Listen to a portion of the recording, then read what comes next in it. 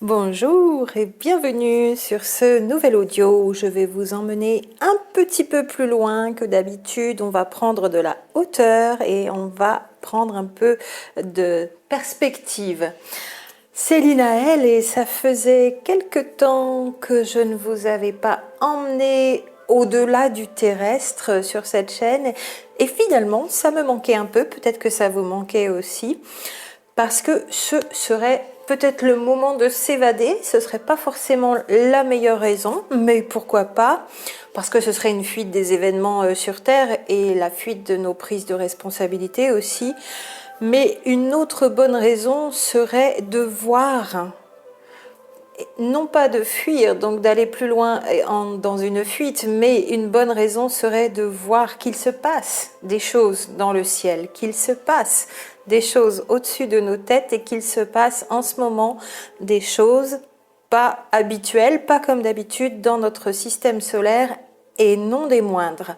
Alors bien sûr, au niveau astrologie, vous suivez peut-être aussi toutes ces conjonctions de planètes qui ont lieu depuis le début de l'année, et non des moindres, avec un stellium en Capricorne depuis pas mal de temps, et déjà depuis avril 2019, où les planètes se rapprochaient, et donc influençaient nos énergies. Mais là, on a aussi du mouvement autour de la Terre, en dehors des planètes. Et il y a du monde qui se pointe. Alors je ne dirais pas que cela va nous impacter parce que je ne vais pas prendre ce mot, vous verrez pourquoi après, mais je dirais que ce qui se passe dans le ciel actuellement influence, pour moi en tout cas, c'est comme ça que je le vis et que je le ressens depuis que je suis sur cette terre, ce qui se passe dans le ciel influence ce qui se passe pour nous dans nos vies sur terre, individuellement et aussi en tant que collectif humain. Et en ce moment, en cette année 2020, les influences sont max, max, max. Donc je vais vous parler pour aujourd'hui de non seulement ces rayonnements continus dont j'ai déjà parlé sur la chaîne, qui nous sont envoyés du centre de la galaxie, donc divers flux d'énergie, en même temps que notre système solaire traverse une ceinture de photons, une intense ceinture de photons, quelque chose de vraiment conséquent puisque le système solaire se déplace aussi dans la galaxie et est passé depuis quelques années dans cette ceinture photonique. Ça, c'est une première chose et ça nous vient du centre de la galaxie. Je vous avais parlé plus avant dans les vidéos du tout début de la chaîne en 2018 des fameuses bulles de Fermi qui faisaient un beau 8 finalement au niveau du centre de la galaxie et aussi de cette ceinture photonique. Et c'est cela aussi, d'ailleurs, pour y revenir, pour reprendre les événements cosmiques qui nous accompagnent, c'est cela aussi l'ascension planétaire. C'est ce changement d'énergie à un niveau cosmique, ce mouvement du système solaire dans le cosmos et dans la galaxie, et ce changement de dimension et l'entrée dans un nouveau plan de conscience en même temps que les mouvements cosmiques des planètes du système solaire de la galaxie, comme des impulsions, des battements de cœur, et tout cela baigné de photons. Et donc l'entrée dans un nouveau plan de conscience que l'on désigne par la 5e dimension. Alors on ne met peut-être pas toutes et tous la même description, définition, encore une fois, derrière ce qu'est la 5e dimension. On peut encore y revenir par ailleurs. Et en gardant bien à l'esprit d'ailleurs aussi que ces plans de conscience, le 5D, le 4D, le 3D, peuvent cohabiter sur une même planète. Ils se superposent. Ça n'est pas hop, jump et tout le monde dans la 5D et on y va toutes et tous en même temps. Certains resteront dans la 3D, certains oscillent entre 3D et 4D en ce moment. Certains sont déjà passés par la 4D, ont déjà fait une incursion dans la 5D et reviennent parfois en 4D. Rarement redescendent en 3D, mais pourquoi pas? Et peut-être que certains êtres sur cette planète sont déjà en 7e dimension. Alors, est-ce qu'il faut surenchérir avec 9e et suivante? Je n'en suis pas là, en tout cas pour cet audio, mais gardez à l'esprit, c'est ce que je veux vous dire, que c'est pas tout 5D sur la planète, d'un seul coup en même temps et pour tout le monde, c'est déjà une superposition de plusieurs plans de conscience dans ces temps de transition terrestre et planétaire. et ce qui sont des temps de transformation, mais aussi des temps de transformation physique, physiologique. Voilà pourquoi ça m'intéresse quand même beaucoup de vous emmener un petit peu plus loin que la Terre, mais pas si loin que ça. On va même pas dépasser Mars, l'orbite de Mars. On va même pas aller jusqu'au Soleil, ni jusqu'au centre de la galaxie, ni jusqu'au Soleil central. On va rester proche de la Terre, mais dans son environnement, au niveau de tout ce qui peut graviter autour de la Terre d'inhabituel. C'est bien ce dont je vais vous parler ici. Et l'influence que ça peut avoir sur nous. Si les planètes ont une influence, pas simplement au niveau symbolique, mais parce qu'elles sont en mouvement, parce qu'elles sont composées d'éléments qui nous composent aussi, et que dans cet univers vibratoire, à un niveau électromagnétique, certaines radiations viennent aussi de ces planètes de notre système solaire qui sont en résonance avec des éléments dont nous sommes constitués aussi à un niveau biologique, biochimique. Que ce soit de l'or, du cuivre, du manganèse, voilà les éléments de la classification, le tableau de Mendeleïev en chimie, pour ceux qui connaissent, qui ont fait un petit peu de sciences, qui s'en souviennent du collège même sans avoir été professionnels de la question. Les mouvements des planètes nous impactent, la constitution des planètes nous impacte, et ce qui se passe dans le cosmos proche, dans notre ciel proche, nous influence. Je ne parle pas d'impact parce que je ne veux pas vous mettre des choses en tête. La preuve en est donc que nous participons pleinement par certains côtés à cette ascension, c'est que nous pouvons accompagner ces mouvements cosmiques par nos changements terrestres et accompagner aussi nos changements corporels, nos changements physiologiques. On parle toujours du corps carboné qui s'en va vers le corps de silice, corps de lumière, beaucoup plus éthéré, avec beaucoup plus de vide encore entre chaque élément dit solide, entre guillemets. Nous participons à cette ascension à bien des égards. Donc, soit on l'accompagne, soit on y résiste. On peut ou pas y participer. Là, il y a le libre choix. Et certaines et certains d'entre vous, d'entre nous, parmi tous ces êtres humains sur Terre, sont déjà en 4e dimension. Dimension du cœur pour moi. Alors attention, je redis bien pour moi, dimension du cœur égale amour, pas les émotions. Les émotions, pour moi, c'est ce que j'appelle, alors ce qui est appelé communément émotion, c'est ce que j'appelle moi sentiment, où il y a une partie de mental. Et pour moi, ça a trait à la 3e dimension. Au 3e chakra, 4e dimension, dimension du cœur, cœur organe, siège de l'âme, physiquement parlant, et dimension de l'amour, 4e chakra. Il peut y avoir des confusions ici, puisque le 3e chakra, astral, chakra et dimension, 3e dimension, des sentiments. Des effusions de sentiments, de la déstabilisation par les sentiments, de la peur aussi, où on est accaparé à cause de ces sentiments. Donc, plutôt les vibrations du bas sur l'échelle des sentiments. Et puis, pour passer à la 5D après la 4D, pour moi, ça n'est pas la dimension du mental. Bien heureusement. Mais c'est la dimension de la pleine conscience.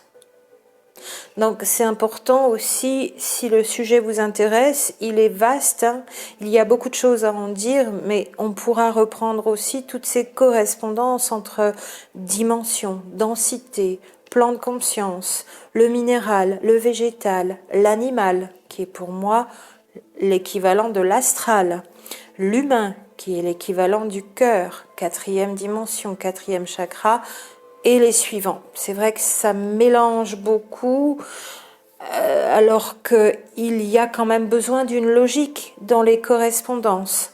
Parce que si on remet chacune quelque chose de différent derrière les dimensions, 3D, 4D, 5D, derrière les chakras, derrière ce que serait la 5e dimension, pas la dimension du mental pour moi, mais la dimension de la pleine conscience. La dimension de la maîtrise de sa psyché dans la fusion de toutes les parties des psychés, c'est-à-dire ne plus être tributaire d'un inconscient où on ne sait même pas ce qu'il y a là-dedans et qui nous mène par le bout du nez, où on est programmé comme mécanique conditionnée et où on agit sans même s'en apercevoir de ce que l'on fait. Alors, pour revenir à l'ascension, nous pouvons vraiment pleinement y participer si on en a pris la décision. Et nous pouvons l'accompagner, cette ascension qui au final est aussi et bien sûr impulsée par les énergies cosmiques, par les ouvertures temporelles, par le mouvement du système solaire dans la galaxie, par le fait d'être imprégné, maintenant imbibé de cette lumière dans cette ceinture photonique, puisque le système solaire a transité dans un autre endroit. C'est ce qui correspond à notre transition des âges, à notre transition d'un plan de conscience à un autre, d'une dimension à un autre. Et ces mouvements nous influencent en permanence, comme on vient de le dire auparavant, et nous y sommes intimement liés. Les mouvements extérieurs au niveau des astres, des planètes, de ce qui se passe dans notre système solaire, dans notre galaxie, ce sont aussi nos mouvements intérieurs qui se font en correspondance. On pourrait largement développer. C'est absolument passionnant et fascinant de voir ô combien le macrocosme est à l'image du microcosme et vice-versa. Le microcosme est à l'image du macrocosme. Il se passe les mêmes choses à l'intérieur de nous, dans le tout petit, dans le vivant, le microscopique, le microbien. Voilà pourquoi j'en parle dans cette période de microbes à tout va, de vilains virus désignés comme l'ennemi extérieur, où il serait le seul responsable de toutes nos misères, de tous nos maux, de tous nos décès, de toutes nos maladies. Et c'est facile, c'est très déresponsabilisant de désigner un ennemi extérieur. Qu'est-ce qui se passe dans notre intérieur pour qu'il soit aussi sensible, dans le mauvais sens du terme, jusqu'à en arriver à la mort, à ces nouveautés amenées par le vivant? Alors, nouveautés entre guillemets, ces autres aspects aujourd'hui présentés cette année dans une autre morphologie, mais finalement les microbes on vit avec depuis toujours, les virus on vit avec, et même celui-là il n'est pas si extraordinairement nouveau que cela. Il n'avait pas été identifié avant, il a une morphologie un peu différente des autres de la même famille, mais on connaît déjà la famille. On y reviendra un petit peu en quelques lignes de détail après, parce que je pense que c'est important de voir que ce qu'il y a à l'intérieur de notre corps est aussi à l'extérieur, et donc ce qu'il y a à l'extérieur est aussi à l'intérieur. Si ce virus est à l'extérieur, il y a quelque chose qui lui correspond à l'intérieur, même si c'est pas lui, dans cette exacte forme trouvée à l'extérieur, qui est présent à l'intérieur. Grand développement aussi possible là-dessus en microbiologie, où il y a beaucoup de choses à découvrir, et les plus humbles scientifiques, virologues comme bactériologues, voilà, ceux qui s'occupent de ce petit monde microbien, en parasitologie aussi, humblement, ils reconnaissent qu'ils ne savent pas tout sur le sujet, malgré que ce soit des grands spécialistes.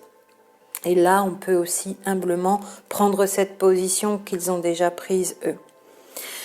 Alors je me disais que comme tout ça, c'était intimement lié, je réfléchissais à la situation actuelle, et en pleine méditation, dehors, en pleine nuit, un samedi soir, samedi dernier, devant cette lune qui était déjà bien montée, 4 jours avant, donc, puisqu'elle a eu lieu aujourd'hui dans la nuit du 7 au 8 avril 2020, nous avons eu notre pleine lune d'avril, mais samedi soir, je la voyais déjà et je lui disais, oh, toi, ce soir, tu vas encore m'empêcher de dormir, ce qui n'a pas du tout été le cas depuis une semaine, je dors vraiment comme un bébé et beaucoup.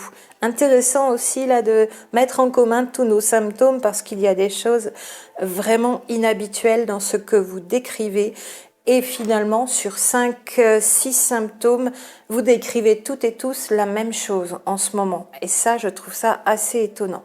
Et j'ai été en intense méditation devant cette pleine lune, en la regardant monter, en méditant aussi sur la situation actuelle. Alors, d'où ça vient? Par qui ça a été créé? Est-ce naturel? Est-ce vraiment nouveau? Et pourquoi ces symptômes-là? Et pourquoi tout le monde finalement a l'air d'avoir plus ou moins quelque chose, d'être plus ou moins atteint, influencé par les énergies de cette pandémie entre guillemets que je n'appellerais même pas comme ça, moi, dans le sens où ça n'est pas plus une pandémie que les grippes saisonnières, où les manifestations sont quelque peu différentes. Mais grippe saisonnière, si vous regardez les chiffres, qui font vraiment tous les ans énormément de morts en comparaison, si on veut regarder. Certains affichent les chiffres de 290 000 à 650 000 décès par an de la grippe saisonnière, dont 10 000 en France. Et on est à peu près à ce chiffre-là. Si tant est que tous les décès imputés au fameux Covid 2019, au fameux Covid-19 en ce moment, sont bien dus à cette maladie, présence de virus. Est-ce que si un virus est présent, il est obligatoirement celui qui a fait mourir ?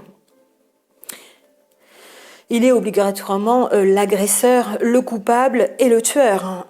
Des questions qui restent encore en suspens, même pour les plus humbles spécialistes, les plus férus, les plus vraiment travaillant sur les sujets depuis de nombreuses années, y compris sur comment la transmissibilité est possible. Donc, d'où ça vient? Pourquoi on est dans cette situation? Qu'est-ce qui se passe pour nous? Est-ce normal? Est-ce artificiel? Est-ce une guerre bactériologique doublée d'une guerre économique? Est-ce ce pays-là qui a balancé sur cet autre pays? Est-ce que c'est le propre pays qui a fabriqué pour le balancer sur ses propres habitants? Est-ce qu'il faut aller y voir quelque chose de non naturel, ou est-ce tout à fait naturel, mais dû à nos conditions terrestres de terre extrêmement polluées, à l'image de nos corps extrêmement pollués, avec des systèmes immunitaires, j'en ai parlé auparavant, très peu résistants. Donc beaucoup de discours, peut-être même ici dans notre sphère spirituelle, un petit peu autour, dans ces vidéos plus ou moins flammes jumelles, voilà, de ceci, cela, de médium. Des discours parfois même en ce moment... Alors c'est intéressant parce que la période montre un visage un peu ou beaucoup différent des personnes, et je regarde avec des gros yeux, que ce soit les gens dans la rue, comment ils se comportent dans les magasins, celui qui va incriminer l'autre qui s'est pas tenu à la bonne distance, je dois mettre le masque, je dois pas mettre le masque, et on vous regarde bizarrement en coin si jamais vous n'avez pas mis de masque, ça veut dire que vous ne voulez pas protéger les autres alors que vous êtes un pestiféré potentiel qui va cracher plein de virus. Le vrai visage des personnes ressort, et sur Internet aussi, là dans les vidéos, j'entends des discours presque moralisateurs. Je vois que les personnes veulent passer un beau message, aider, mais au final le discours est moralisateur, parfois même c'est comme si c'était des enfants à qui on parlait en face, c'est-à-dire vous, à vous dire quoi penser, quoi faire, ce qui est bien de faire. Ça, c'est la réflexion et le choix de chacun, en âme et conscience, dans quoi vous vous positionnez aujourd'hui. Donc loin déjà d'être tombé dans le piège d'avoir voulu afficher le mot en vidéo, parce qu'évidemment, rares sont les personnes qui ne sont pas tombées dans ce piège de le mettre en titre à clic, on va juste le dire comme ça. Loin de moi aussi l'envie de vous dire quoi penser, quoi faire. Je vous dis ici ce que je pense, ce sur quoi j'ai médité et ce qui m'est venu, parce que je n'avais pas encore les réponses. Je partais dans le sens de guerre bactériologique ou des choses comme ça paraissait assez évident. Or, ce serait sûrement plus complexe que ça, avec plusieurs choses en même temps, et il pourrait y avoir cette explication que je viens de trouver depuis samedi. Je ne savais pas si j'allais en parler, et puis aujourd'hui, voilà, ça s'est décanté. On peut aller voir plus loin, et on peut voir qu'il peut... cette situation actuelle, terrestre, humaine, peut être expliquée par des raisons bien différentes de celles qui effectivement quand même restreignent nos libertés sous la contrainte avec ce confinement, où on nous a dit il faut rester chez vous, et où quelque part finalement il peut être bon de rester chez soi, mais pas pour les raisons sous la contrainte qui nous ont été données, de ce que j'appelle moi la fausse pandémie du Covid-19. qui viendrait donc cette maladie du fameux virus SARS-CoV-2. Alors, là aussi, c'est amusant entre scientifiques et puis dans les affirmations qui se font sur Internet. Je pense que soit on est bien documenté parce qu'on est passionné, amateur confirmé de microbiologie ou professionnel spécialiste de la question, soit c'est mieux de ne pas véhiculer des fausses informations, comme affirmer que comme c'est un virus, obligatoirement c'est dans l'air. Et donc que parce que c'est dans l'air, il faut rester chez soi. C'est un propos très amusant. Parce que moi, j'ai juste une question. Qu'est-ce que vous respirez à la maison, sinon de l'air? Et le fait d'avoir fermé la porte, vous avez fermé la porte au virus s'il est dans l'air? Bien sûr que non. Alors ce qui est amusant, c'est que j'ai affirmé dans une vidéo précédemment que pour moi, le virus était aussi dans l'air, alors que tout le monde disait il est transmissible par la salive, les postillons, quand on éternue, on met ses mains à la bouche, au visage, donc par les mains, et il reste aussi encore à se disperser sur certains objets. Et là aussi, c'est intéressant. Étonnamment, à l'inverse de nombre de virus qui ont été étudiés, il reste plus longtemps sur les objets et supports en plastique et en métal, alors que pour les autres virus, ce serait sur des objets, des porteurs vivants, on va dire, animaux et fruits et légumes ou des choses comme ça, ou la viande, voilà, pour ce qui peut, voilà, c'est plutôt des bactéries quand ça rentre en putréfaction, viande et poisson, donc tout ce qui est chair animale morte qui est en train de se décomposer dès les premières minutes, les premières heures. Là, c'est un virus qui reste principalement sur les surfaces. Et il a été dit que c'était cela les voies de transmission. Il a même été dit que à ce jour, il n'avait pas été démontré qu'il y avait transmission par l'air, il n'était pas en suspension dans l'air. J'ai trouvé une étude en anglais qui parle quand même d'avoir regardé ce qui se passait dans les chambres des malades confinés à l'hôpital, ultra sécurisés, et ils auraient retrouvé quand même quelques virus en suspension dans l'air. Mais ça durerait pas longtemps, en tout cas dit cette étude. Donc c'est moi qui ai affirmé dans une de mes vidéos que pour moi c'était dans l'air et c'était pas en fermant la porte de son appartement qu'on n'allait pas se le retrouver dans les narines. Or, toute la communauté scientifique dit le contraire pour l'instant. Donc, j'ai fait une affirmation à l'inverse de ce que dit la communauté scientifique. Alors, je ne sais pas si quelqu'un m'a entendu, mais a priori, les scientifiques disent non, il n'est pas dans l'air. Moi, je dis, je ne vois pas comment il y serait pas. Puisqu'on a des mètres cubes, des millions et des millions de virus au mètre cube d'air. Alors, celui-là, il n'y serait pas. On verra dans les études qui vont suivre. Donc, rester chez soi pensant qu'en fermant la porte, le vilain virus responsable de tous nos maux, le tueur extérieur, on se déresponsabilise comme ça, ne viendrait pas chez vous, ça me paraît une idée un peu enfantine là aussi. Ce que les virologistes ont dit n'est pas non plus définitif à aujourd'hui et ils le disent eux-mêmes. Comment se fait cette contagion, contamination? Ils ne sont pas sûrs de l'exact mode de dissémination, des exacts modes de dissémination. Pourquoi il y a des porteurs sains asymptomatiques? Est-ce qu'ils peuvent transmettre ou pas? A priori, oui, mais on n'est pas sûr. De quoi sont faits les chiffres sur Internet, puisqu'en télémédecine, on décrète que des personnes qui ont tel symptôme, tel symptôme, tel symptôme, c'est le Covid-19, mais on ne les a pas testés. Donc on ne sait pas s'ils sont porteurs du SARS-CoV-2, le virus de la maladie appelée Covid-19. Pourtant, on les met dans les chiffres des malades. Tant mieux, ça diminue le taux de létalité, qui n'est pas le taux de morbidité. De mortalité, pardon. Létalité et mortalité, ces deux taux sont différents, etc., etc. Donc tous ces détails que je reprends quand même avec vous parce que je trouve que la situation est intéressante dans le sens où certains scientifiques connaissent quand même bien les choses mais peuvent pour l'instant encore en rester à on ne sait pas tout. Et on ne sait pas exactement comment, ceci ou cela. Et on ne peut pas conclure. Et on ne peut pas faire des tests à tout le monde. Et en Allemagne, ils ne testent pas leurs morts, donc ils n'incluent pas ces décès-là, évidemment, dans leurs chiffres, puisqu'ils ne les ont pas testés. Donc pour eux, c'est pas des Covid-19, puisqu'ils n'ont pas testé. Or, nous, en France, par exemple, on teste les décès, les personnes décédées, et s'ils sont porteurs du Covid-19, on dit, hop, décédés du Covid-19. Mais qui vous dit qu'ils ne sont pas décédés d'autre chose, ces personnes-là, et donc surtout âgées, même s'il y en a eu de rares plus jeunes. Aujourd'hui, si j'ai très très mal à l'estomac, je me mets à gonfler, et je fais un Helicobacter pylori. Helicobacter, mon ami, je le connais bien celui-là.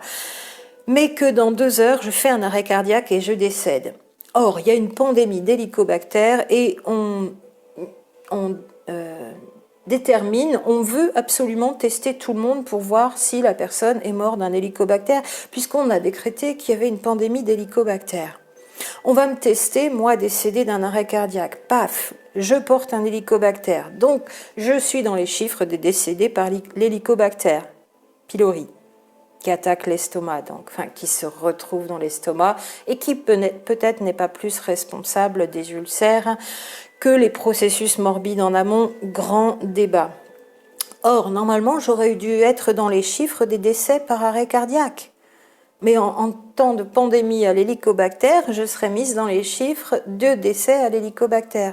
Voyez, c'est ce qu'on appelle les facteurs de comorbidité. Sur les personnes âgées, il y a plein d'organes défaillants, plein de problématiques au niveau cellulaire, au niveau pulmonaire déjà pour certains. Et il y en a même avec des cancers qu'on dit décédés du Covid-19 parce qu'ils sont porteurs du SARS-CoV-2. Mais qu'est-ce qui les a fait mourir plus que le virus en lui-même ? Je laisse toutes ces questions à votre intelligence. Si vous vous les êtes déjà posées, bien sûr, vous avez déjà des parties de réponse. Mais restons vraiment humbles et avec beaucoup de recul. On est dedans, jusqu'au cou d'ailleurs, c'est le cas de le dire. On ne sait pas tout, surtout nous, publics, et on n'est pas obligé de croire tout ce qu'on nous sert. Et pourquoi nous avoir abreuvés de ce que j'appellerais presque une propagande de cartes avec des points rouges qui grossissent.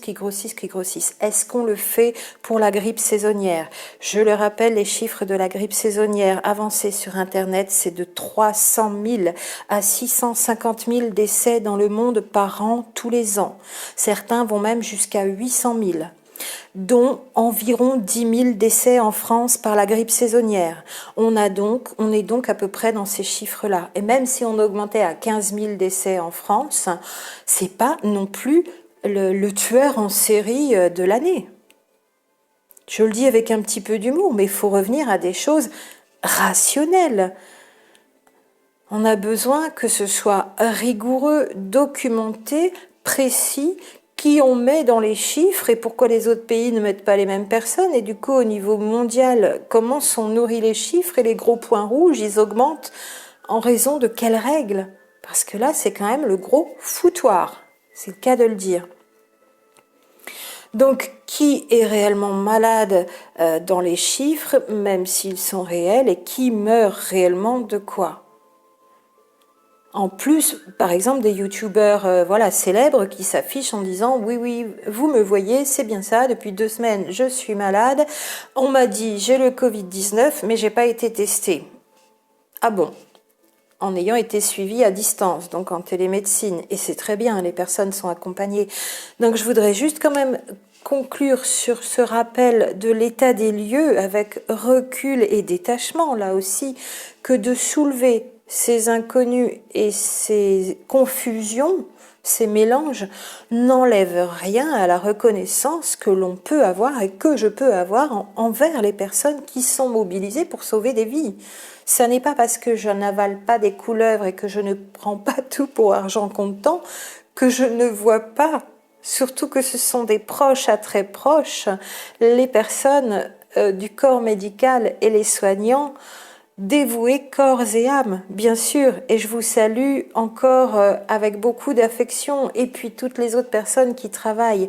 Grande parenthèse là aussi, pour moi, je ne sais pas si j'évalue à peu près bien, mais il y a un tiers de la population active qui est dehors en ce moment et toujours au boulot, dans l'alimentaire, les marchés de plein vent, les magasins, les caissières, le BTP, tout. Les BTP sont au boulot, les garagistes, les nounous, les gens qui font le transport, les personnels de crèche pour garder les enfants des soignants, etc., etc. Je vous assure que la liste est longue. J'évalue à au moins un tiers de la population active les gens qui sont encore dehors. Si on veut, soi-disant, par un confinement, arrêter un virus, c'est 100%. 24 sur 24, tout le monde dedans. Sinon, il suffit de super spreaders, si tant est que ça existe, c'est-à-dire des personnes qui en contaminent beaucoup plus qu'à l'habitué d'autres. Au lieu de 2, 3 ou 4, elles en contamineraient une vingtaine, les super spreaders, on les appelle. Il en suffit d'un pour que ça continue, c'est juste ralenti. Et d'ailleurs, la conclusion, c'est que c'était bien le but. Le deuxième but affiché. Mais pour moi, il y aurait un autre but qui n'est pas du tout le premier et qui n'est pas du tout en raison de cette pandémie. Et j'y viens donc en continuant de réfléchir devant la lune et de méditer. Alors après méditation, j'en viens à du plus intellectuel et là, je viens à réfléchir aux éléments déclencheurs de cette pandémie, entre guillemets toujours, toute hypothèse passée en revue. Pas intellectuellement, là aussi encore, mais intuitivement. Donc attaques bactériologiques, guerre économique, qui sur qui, pourquoi, quel point d'entrée, comment, la pollution aérienne de nos poumons, les chemtrails et ce qu'il y a dans ces nuages issus des avions, qui ont été reconnus maintenant comme une géo-ingénierie pour éviter que le soleil nous grille par rapport au changement climatique, etc., etc. Alors que ça a été nié pendant des années. Aujourd'hui, on a des géo-ingénieurs américains, on a les vidéos, ils disent oui, oui, c'est vrai, on répand ces traînées pour ceci, pour cela. Donc ça n'est plus du complotisme que de parler de chemtrails. On a une petite centaine de vidéos où ces personnes, ces professionnels de la géo-ingénierie disent bien faire ce qu'ils font et ce que l'on voit dans le ciel depuis 20 ans ou plus. Est-ce que c'est la pollution alimentaire, les pesticides, la pollution dans les corps diverses et variées, et encore les ondes, l'électrosmog, on entend encore parler de HAARP, il semblerait quand même que ça fasse une bonne dizaine d'années qu'il n'y a plus de HAARP, donc je sais que les séances d'hypnose régressive quantique font fureur, que ça fascine, mais quand j'entends des télépathes parler du réseau HAARP, pour moi, il n'est plus en fonction. Il y a sûrement d'autres choses, mais on parle de HAARP parce qu'on a récupéré un vieux Nexus des années 2000-2001 et on croit que c'est encore en vigueur. À regarder de près quand même si l'hypnose régressive quantique peut amener des choses, il semblerait que ça parte quand même un petit peu dans tous les sens, pour moi en tout cas. Et donc j'ai eu quelques réponses, mes réponses, donc ce serait long ici, mais j'en suis arrivée entre autres, encore et toujours, à la 5G. Là-dessus, moi je valide dans ce que j'ai eu intuitivement, comme déclencheur, accélérateur, activateur qui donc en renforce, mais pas seulement. Et donc là, j'étais sur voir le Wi-Fi, le RFID, de nouvelles ondes, etc. Non, rien de tout ça. C'est vraiment le GSM, la 5G, et je suis partie côté satellite. Et me revoilà avec la Lune à chercher sur un satellite. Et qu'est-ce que je vois en approche, en faisant une recherche internet sur les satellites? Pas un satellite, mais un gros caillou en approche, un plus gros que d'habitude. Un bel astéroïde qui arrive depuis quelques jours et quelques semaines et qui sera au plus proche de la Terre le 29 avril 2020. Voilà où il me fallait en arriver parce que là, ça fait tilt et clash et bingo. Et je me suis retrouvée donc en orbite autour de la planète. Avec toutes ces observations que l'on peut faire par rapport aux objets qui nous approchent comme ça au niveau terrestre. Qu'est-ce que véhiculent ces objets au niveau des ondes, au niveau des flux d'énergie cosmique et au niveau des substances chimiques, biochimiques qu'ils envoient dans notre atmosphère terrestre comme un nuage. Et plus ils approchent, peut-être, peut-être pas, à voir par les astrophysiciens, plus ils envoient de la poussière de ce dont ils sont faits. Il y a l'énergie, il y a les ondes, les champs au niveau vibratoire qu'ils émettent et qui influencent notre champ d'énergie terrestre quand il passe aussi près. Et il y a toutes les poussières d'étoiles, toutes les particules microscopiques ou plus grosses qu'ils peuvent envoyer. Donc moi je vous parle pas du tout d'impact de la fin du monde ou quoi que ce soit. Il va s'échouer sur la Terre, impacter la Terre et s'exploser dessus. Les astéroïdes se comportent de diverses façons, ils peuvent se casser, ils peuvent se désintégrer. Celui-là, il est étudié depuis 1998 puisque c'est donc l'objet numéro 52768 appelé 1998 OR2 pour les férus d'astronomie et d'astrophysique. Et si vous faites vous aussi des recherches que vous avez envie de partager, soyez les bienvenus si vous avez d'autres informations sur la constitution de cet astéroïde en particulier. Parce que nous avons eu cette conjonction Pluton Saturne, donc de ce fameux mois de janvier, et on a vu tout ce qui en a découlé. Outre encore que nous allons avoir ce 15 avril, dans une semaine, la conjonction Jupiter, Saturne, Mars. Vous avez vu chez nos super astrologues ce que ça peut donner, la conjonction Jupiter-Saturne, qui seront en alignement, donc ces trois planètes, Jupiter, Saturne, Mars, le 15 avril, et conjointe à la Lune. Donc qui elle sera au quart après notre pleine lune d'aujourd'hui, et on va aller jusqu'à la nouvelle lune au 23 ou 24. Et au 29 avril, cet astéroïde 1998 ORD qui sera au plus proche de la Terre. Waouh, ça fait beaucoup pour un mois d'avril quand même, et pour un début d'année. Qu'est-ce qu'il y a dans le champ de particules de cet astéroïde ? Quel impact a son champ d'énergie sur notre planète depuis plusieurs mois et depuis quelques semaines? En quoi ça pourrait être lié avec nos changements électromagnétiques terrestres et microbiens terrestres, internes et externes? Il passe entre les deux orbites, donc entre l'orbite de la Terre et de la planète suivante, planète Mars. Mais il va croiser très exactement l'orbite terrestre à un moment où la Terre n'y sera pas encore sur cette partie d'orbite.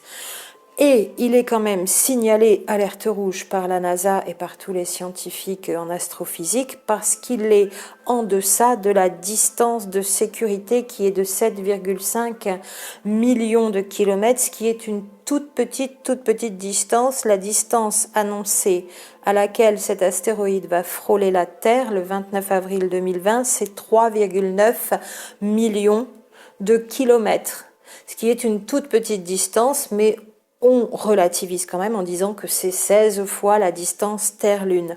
N'empêche que c'est quand même sa grosseur à cet astéroïde qui est hors norme, puisqu'il fait entre... Alors la mesure n'est pas précise, bien sûr, de la part des astrophysiciens, c'est pas simple, ils ont sa vitesse et ils prévoient quand même ce passage au plus près de la Terre à la minute près, ou à la seconde près, non, à la minute près. Vous regarderez dans les tableaux pour les personnes qui sont passionnées, mais il fait entre 1,8 et 4,1 km. C'est énorme, c'est un objet énorme comme on n'en a pas souvent.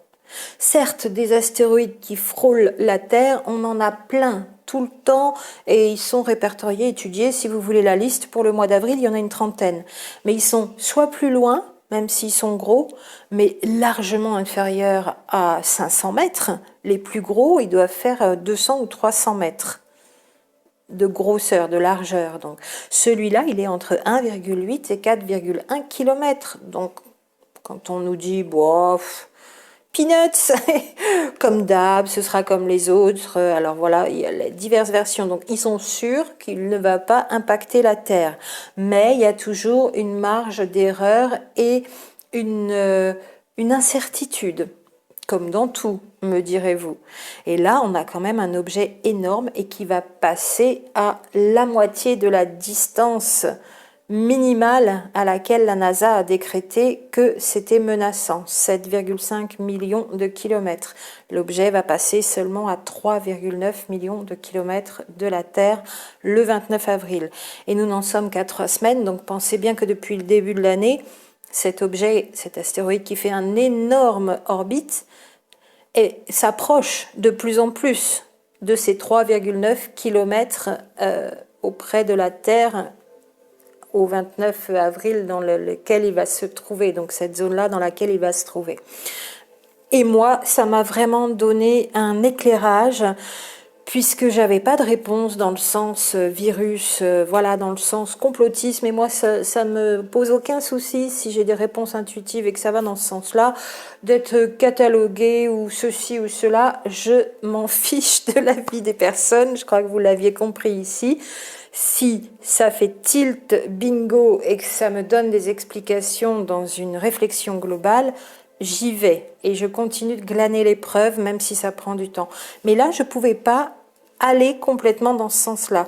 Donc GSM, satellite, 5G, oui, mais cela dit, ça a explosé. Et bien sûr, il y a une autre raison qui s'y ajoute.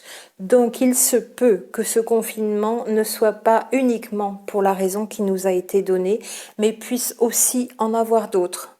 Je vous laisse avec les questions et puis les recherches peut-être pour les passionnés, et puis de voir qu'est-ce qu'il y a dans ces particules et est-ce que ça ne modifie pas notre microbiologie terrestre et notre microbiologie interne. À très bientôt!